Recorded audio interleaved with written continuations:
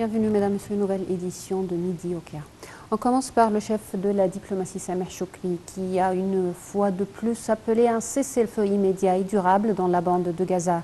Lors d'une conférence de presse tenue à la suite de son entretien avec le prince Faisal Ben Farhan, ministre saoudien des Affaires étrangères, M. Choukri a déclaré avoir co-présidé avec le prince Faisal le comité de suivi et de consultation au niveau ministériel.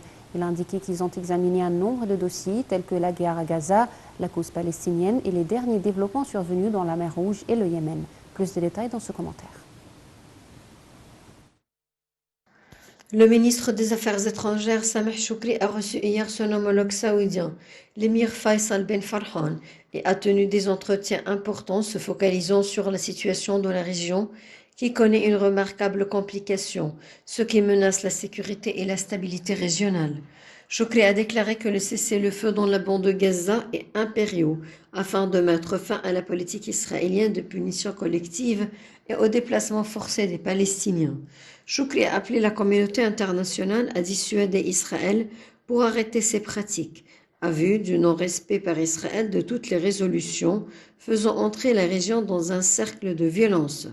Les deux parties ont de même discuté de la situation dans la mer Rouge, a dit le chef de la diplomatie égyptienne lors de la conférence de presse conjointe tenue avec son homologue saoudien, appelant à cet effet à respecter la sécurité de la navigation maritime loin des tensions régionales. Choukri a ajouté que les entretiens ont porté de même sur la situation au Soudan et la nécessité d'un cessez-le-feu pour arrêter tout acte menaçant la sécurité, la stabilité et la souveraineté du Soudan. Choukri a renchéri que la partie éthiopienne est revenue sur ce qui a été convenu concernant le barrage de la Renaissance, appelant à la nécessité de parvenir à un accord juridique contraignant. Sameh Choukri a répondu à une question que la position égyptienne vis-à-vis de la suspension par les États-Unis, la Grande-Bretagne, l'Australie, le Canada et l'Italie du financement apporté à l'UNRWA à la lumière des accusations adressées à l'encontre de certains employés de l'agence, en soulignant que les décisions prises hier concernant l'UNRWA sont surprenantes. Les termes utilisés, les accusations à l'égard des employés sont significatifs dans leur insinuation et leur sens. Des termes pareils n'ont pas été utilisés lorsqu'il s'agissait de la mort de plus de 26 000 citoyens civils innocents à Gaza, dont la plupart sont des femmes et des enfants, a tempêté le ministre égyptien. Pour sa part, le ministre saoudien des Affaires étrangères a appelé à un cessez-le-feu immédiat à Gaza, rejetant les pratiques israéliennes qui visent à affamer les Palestiniens et à les assiéger. Le ministre saoudien a souligné lors de la conférence de presse l'importance de voir une action internationale unie pour faire face à cette situation dramatique et pouvoir faire entrer les aides humanitaires dans la bande de Gaza. Il a également ajouté avoir abordé la particularité des relations entre l'Égypte et l'Arabie saoudite lors de ses entretiens avec M. Choukri, indiquant avoir de même discuté des dossiers régionaux et internationaux. Les deux parties ont convenu à conjuguer les efforts et coordonner les démarches avec le Conseil de sécurité pour parvenir à un règlement de la cause palestinienne. M. Choukri a par ailleurs assuré l'importance du rôle que joue l'agence onusienne pour les réfugiés palestiniens UNRWA en la fourniture des services de base aux réfugiés palestiniens. Le chef de la diplomatie a déclaré lors d'un appel téléphonique avec le commissaire général de l'agence, Philippe Lazzarini, que les tentatives visant l'UNRWA dans ce timing difficile doivent redoubler les séquelles désastreuses des pratiques de siège causant des famines et des punitions collectives imposées aux Palestiniens. M. Choukri a d'autre part réitéré le plein soutien de l'Égypte à cette agence onusienne dans son travail. Le Premier ministre, Dr Moustapha Madbouli, a tenu hier une réunion avec le ministre du Tourisme et des Antiquités, Ahmed Issa, pour étudier un certain nombre de dossiers de travail du ministère lors de la prochaine période. Lors de la réunion, M. Madbouli a déclaré que le secteur du tourisme et des antiquités jouit d'une grande importance, surtout que l'Égypte est considérée comme un site touristique international. D'autre part, le ministre du Tourisme a passé en revue les efforts déployés par le ministère pour revitaliser le secteur du tourisme et le mécanisme d'accroître le nombre de touristes entrant en Égypte lors de l'année en cours. Il a parlé aussi de la mise en œuvre des affaires de construction au Grand Musée égyptien qui sera inauguré prochainement.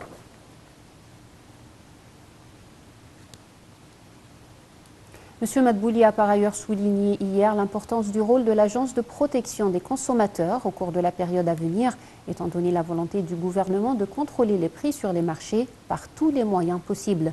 M. Madbouli s'est entretenu avec le chef de l'Agence de protection des consommateurs, Ibrahim El-Seguini, pour examiner les efforts et les mécanismes visant à contrôler les prix sur les marchés. Le chef du gouvernement a jugé impératif de suivre de manière périodique le rôle de cette agence, affirmant la nécessité d'élaborer une vision intégrale pour développer la performance de celle-ci afin de lui permettre d'atteindre ses objectifs.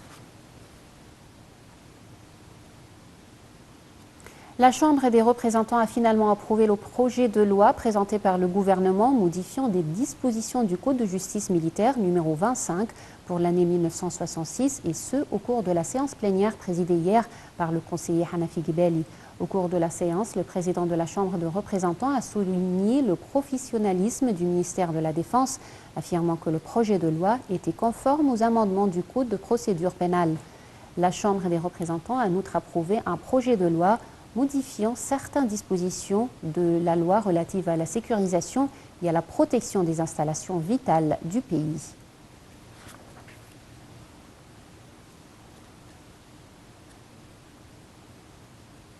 L'Égypte a condamné l'attaque terroriste qui a visé une base militaire située à la frontière entre la Jordanie et la Syrie, qui a coûté la vie à 3 soldats américains et blessant d'autres. Dans un communiqué publié par le ministère des Affaires étrangères, l'Égypte a réitéré sa condamnation de tout acte terroriste menaçant la sécurité et la stabilité du royaume hachémite. Le Caire a aussi exprimé sa solidarité avec la Jordanie dans ces circonstances critiques et a présenté ses sincères condoléances aux États-Unis. Et le Conseil de la Ligue arabe a tenu hier une réunion extraordinaire au niveau des représentants pour annoncer une position arabe unie face à la décision de la Cour internationale de justice contre Israël. Lors de la réunion, l'ambassadeur Mohamed Al-Arkouk, le délégué palestinien permanent auprès de la Ligue arabe, a déclaré que la décision de la Cour internationale de justice contre Israël est considérée comme un événement exceptionnel susceptible de récupérer la loi internationale et de sauver la justice internationale et ses activités. La réunion convoquée par la Palestine est centrée sur l'examen de la décision de la Cour internationale de justice qui appelait Israël à empêcher tout éventuel acte de génocide à Gaza, confirmant le respect du droit international et la nécessité pour Israël de se conformer impérativement à ses obligations en vertu de la Convention sur le génocide.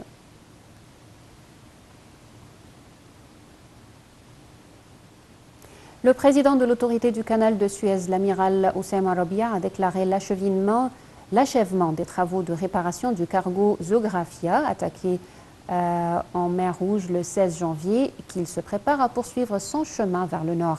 Rabia a ajouté que les arsenaux de l'autorité du canal de Suez est prête à faire face aux situations d'urgence auxquelles les navires sont confrontés en mer Rouge. Les détails dans ce compte rendu.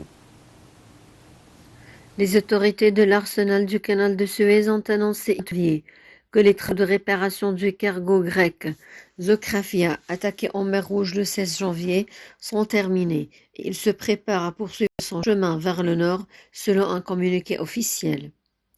Le président de l'autorité du canal de Suez, l'amiral Houssem Rabia, a déclaré que les travaux de réparation du cargo ont consisté à remplacer certaines parties de la